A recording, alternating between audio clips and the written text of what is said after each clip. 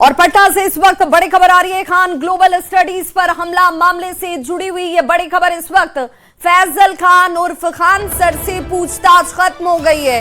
ये पूछताछ जो इस वक्त फैजल खान से चल रही थी वो पूछताछ खत्म हो गई है। फैजल खान से एक बार फिर से पूछताछ हो सकती है। फैजल खान के दोनों सुरक्षा गार्ड से पूछताछ खत्म हुई। दोनों को कदमकुआं पुलिस ने गिरफ्तार कर लिया है। दोनों गार्ड को फिलहाल बेऊर जेल भेजा जाएगा। दोनों की कल एक बार कोर्ट में पेशी कराई जाएगी। पूछताछ में ज्ञान बिंदु के कर्मियों के पथराव के बाद फायरिंग की बात को इन दोनों गार्ड की तरफ से कबूल किया गया है। और संवाददाता रजनीश हमारे साथ इस वक्त इस खबर पर ज्यादा जानकारी के साथ जुड़ गए हैं। रजनीश, दोनों गार्ड की गिरफ्तारी हो चुकी है। इन लोगों ने इस बात को स्वीकार कर लिया कि फायरिंग की गई थी।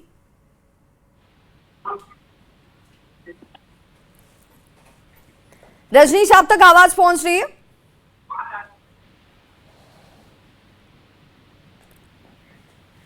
अपने संवाददाता से जुड़ने की कोशिश करेंगे। फिलहाल इस वक्त इस पूरे मामले को लेकर जो बड़ी जानकारी है, दोनों गार्ड ने फायरिंग की बात को स्वीकार कर लिया है। दोनों ने कहा कि फायरिंग की गई थी। हालांकि इनका इसके पीछे का तर्क ये कि पथराव जब किया जा रहा था उस दौरान इन लोगों की तरफ से फायरिंग की गई। लेकिन विवाद यहीं से खड़ा होता है। अब जरा वो वीडियो भी देख लीजिए जो पहले तो सोशल मीडिया प्लेटफॉर्म्स पर वायरल होना शुरू हुआ और उसके बाद पुलिस पहुंचती है। इस वीडियो के आधार पर जांच करने के लिए आसपास के लोगों से पूछताछ की जाती है। और अब जरा देखिए, ये टीवी स्क्रीन पर हम आपको जो तस्वीर दिखा रहे हैं, इन तस्वीरों के साथ आपको समझ में आएगा। 4 तस्वीरें यहां पर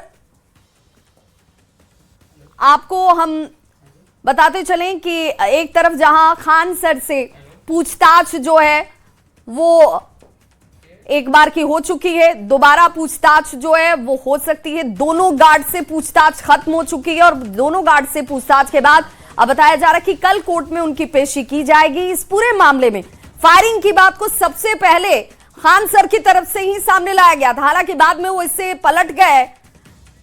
और रजनीश हमारे साथ इस वक्त सीधे जुड़ चुके हैं। रजनीश, ये पूछताछ बेहद महत्वपूर्ण रही क्योंकि फायरिंग की बात को गार्ड की तरफ से स्वीकार कर लिया गया है।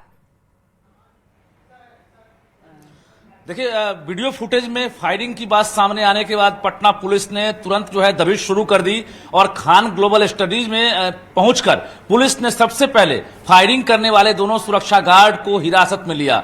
कदमकुआं पुलिस ने लगभग 3 घंटे तक गार्ड से पूछताछ की और सभी सवालों का जवाब मांगा, जिसमें गार्ड ने स्वीकार कर लिया कि हाँ, हमने फायरिंग की थी। तो फायरिंग करने के बाद दोनों गार्ड को अब पुलिस ने गिरफ्तार कर लिया है और गिरफ्तारी के बाद अब बेऊर जेल भेजने की तैयारी चल रही है। यानी कल पटना में कोर्ट में उनकी पेशी होगी, उसके बाद वो जेल जाएंगे। तो पटना पुलिस का एक्शन जारी है। इस बीच जो फैसल खान है उनसे भी लगातार पूछताछ चल रही है। 1 राउंड की पूछताछ हो गई है जो खबर आ रही है और उसके बाद वरीय अधिकारी यानी एसएसपी खुद जो है शाम में कहा जा रहा है कि अब 8 बजे के बाद जो है कभी भी रजनीश, लेकिन खान को बुला सवाल तो ये है कि जब फायरिंग हुई थी, जिसे खुद पहले फैजल खान की तरफ से जानकारी के तौर पर लाया गया था, बाद में वो इससे मुकर जाते हैं, लेकिन अगर गार्ड ने फायरिंग की तो ये जानकारी उनकी तरफ से क्यों नहीं दी गई?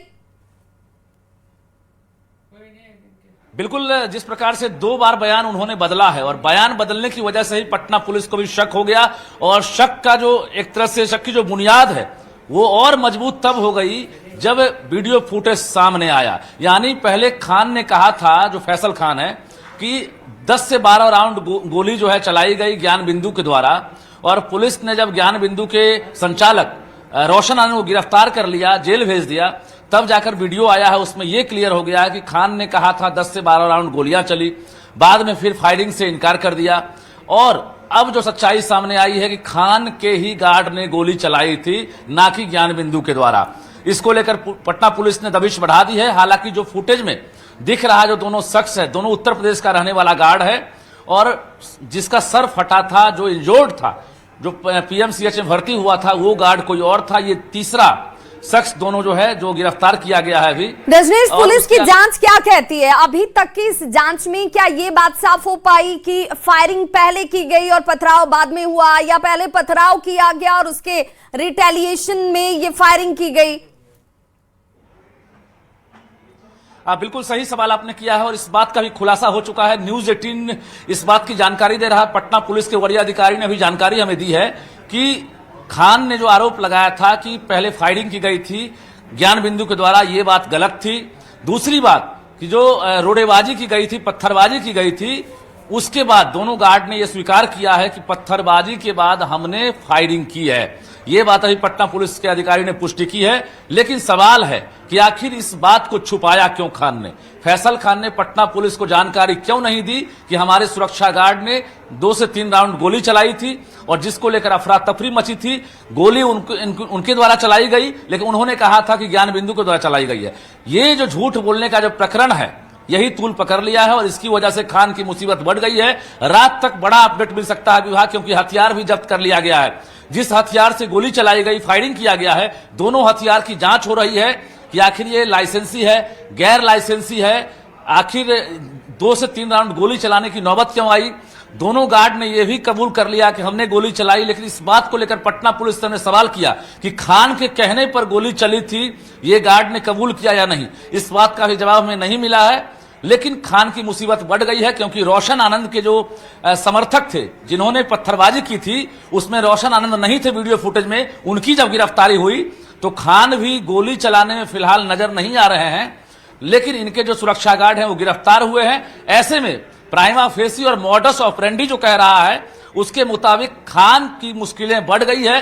खान कभी भी गिरफ्तार हो सकते हैं। विभा, बिल्कुल, बहुत बहुत शुक्रिया रजनीश इस तमाम जानकारी के लिए। इस वक्त की ये बड़ी खबर, जहां पर किसी भी वक्त फैजल खान की गिरफ्तारी हो सकती है अपने ही बयानों को बात बात बदलने को लेकर। और क्या उनकी जानकारी में ये सब कुछ था, किसके आदेश पर और किसके कहने पर गार्ड की तरफ से 2 से 3 राउंड फायरिंग की गई, और क्यों ये जानकारी पुलिस से साझा नहीं की गई कि फायरिंग हुई, लेकिन उनके ही गार्ड की तरफ से फायरिंग की गई 2 से 3 राउंड।